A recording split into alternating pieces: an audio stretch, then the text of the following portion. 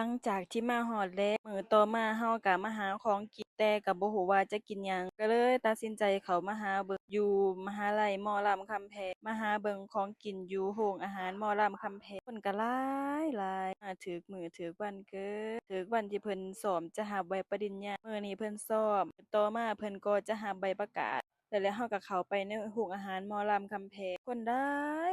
เลยบ่ได้ถ่ายวิดีโอให้ทุกคนเบิ่งซ้ำเพราะว่าเกรงใจเพิ่นเนาะคนหลายเพิ่นก็ซ้อมถ่ายรูปเป็นตาม่วนแท้เดะบรรยากาศดีทุกคนเบิ่งจากสภาพอากาศร้อนแท้ร้อนว่าหลังจากที่กินข้าวกินน้ำแล้วเราก็ออกมาเพื่อจะไปสถานที่ต่อไป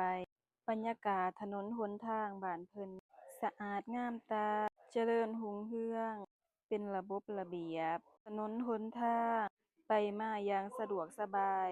แต่มันติดอยู่ที่บ่อนเดียวนั่นก็คือว่ารถโคตรติดแท้ติดว่าเราก็ขี่รถไปเรื่อยๆจนมาฮอดถนนหยังน้อลืมชื่อละเพิ่นก็ให้หยุดชั่วคราวเนื่องจากว่ามีรถไฟจะมานี่ทุกคนนี่ก็เป็นครั้งแรกที่ขี่รถอยู่ที่เคยเห็นรถไฟขี่ผ่านหน้าผ่านตาแบบนี้ เพราะว่าอยู่บ้านเรามันบ่ค่อยจะมีแบบนี้เนาะรถติดแท้ติดว่าเราก็นั่งท่าจนกว่ารถไฟจะไปวิทย์เราจึงจะไหลไปต่อแล้วเราก็มาฮอดสถานที่เราจะมานั่นก็คือวัดหัวลำโพงมาทำบุญบริจาคปัจจัยให้แก่ศพผู้ไร้ญาติแม่นวัดนี้เลยเนาะทุกคนวัดหัวลำโพงแล้วก็มากราบไหว้บูชาตามสถานที่ต่างๆที่เพิ่นวางไว้ ก็ได้เก็บภาพบรรยากาศมาให้ทุกคนได้เบิ่งนำหลังจากที่เราบูชาแล้วเบิดทุกอย่างแล้วก็ได้ไปซื้อน้ำมันเพื่อที่จะมาเติมตะเกียงแล้วเราก็มาเติมตะเกียงใส่สถานที่ต่างๆตามที่เพิ่นได้วางไว้เติมใส่บ่อนละเล็กละน้อยจนกว่าจะเต็มคนก็มีเข้ามากราบไหว้เรื่อยๆ เติมใส่เรื่อยๆจนกว่าน้ำมันที่เราซื้อมาน่ะจะเบิดเข้ามาฮอดปานนี้แล้วทุกคนก็คือจะรู้เนาะว่าข้อยมาไสนั่นก็คือมาแบงค็อกบางกอกประเทศไทยหลังจากบูชาแล้วเบิดทุกอย่างก็เลยมาเสี่ยงซี้เสี่ยงโชคไล่กันที่32ก็ไปบูชาเติมเพื่อที่จะมาเติมน้ำมันใส่ตะเกียงให้กับพระประจำวันเกิด นั่นก็คือวันศุกร์หลังจากนั้นก็เลยไปบูชาเทียนประจำวันเกิดอีกเพื่อที่จะไต่แล้วก็ปล่อยไปตามสายน้ำขอให้มีความสุขสดใสมีแสงสว่างในการใช้ชีวิตเปรียบเหมือนกับแสงไฟด้วยเถิดสาธุหลังจากที่ทำบุญแล้วเบิดทุกอย่างแล้วก่อนจะกลับก็ไหลมานั่งเล่นกับน้องแม่จะเป็นสัตว์เป็นตาแพงแท้เนาะกับเขาเจ้าว่าอะไรตอนนี้จะเป็นสัตว์ขี้อ่อนแท้ขี้อ่อนว่าพี่ดีงามแท้เด้แมวเอ้ย ต่างจากคนไทยเนาะแล้วเราก็ได้เวลากลับแล้วฝากทุกคนติดตามตอนต่อไปในเด้อเราจะไปไสอีก ออกมาแต่วัดหัวลำโพงแล้วเราก็จะไปต่อสถานที่ต่อไปแล้วข้อยก็มาถ่ายถนนหนทางบ้านเมืองเพิ่นมาให้เบิ่งอีกนะทุกคนคือมันงามสะอาดงามตาเป็นระบบระเบียบการสัญจรบ่วุ่นวายไปมาอย่างสะดวกสบายถนนนี่รถบ่ค่อยจะติดปานใดเพราะว่าถนนหลายเลนเราก็หยุดที่ไฟแดงอีกเด้หลังจากไฟเขียวเราก็ไปกันต่อ แล้วเราก็ไหลมาแบะเติมพลังกินมัตจะสักแป๊บเพราะว่ารู้สึกว่าอยากนอน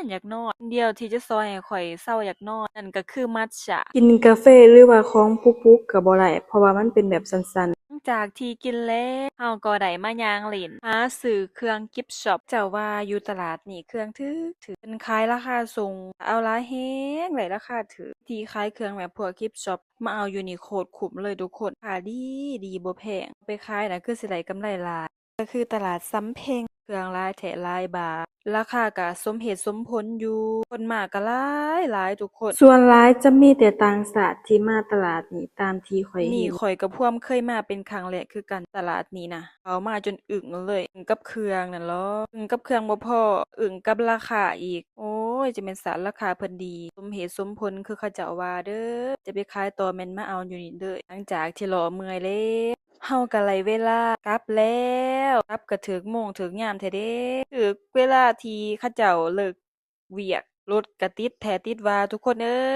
ย แต่ว่าขี่มอเตอร์ไซค์ขี่รถใหญ่คือสิได้จึกอยู่บ่อนเก่าคันบ่จึกก็พอได้ตูดไปอยู่เนาะกว่าจะฮอดบ่อนพักนี่ก็คือสิค่ำเติบภาพมาที่ตกแลงมาก็มาหาหยังกินอยู่ที่ตลาดนัดกททรามคำแหงตลาดนี่อยากจะบอกว่าของกินหลา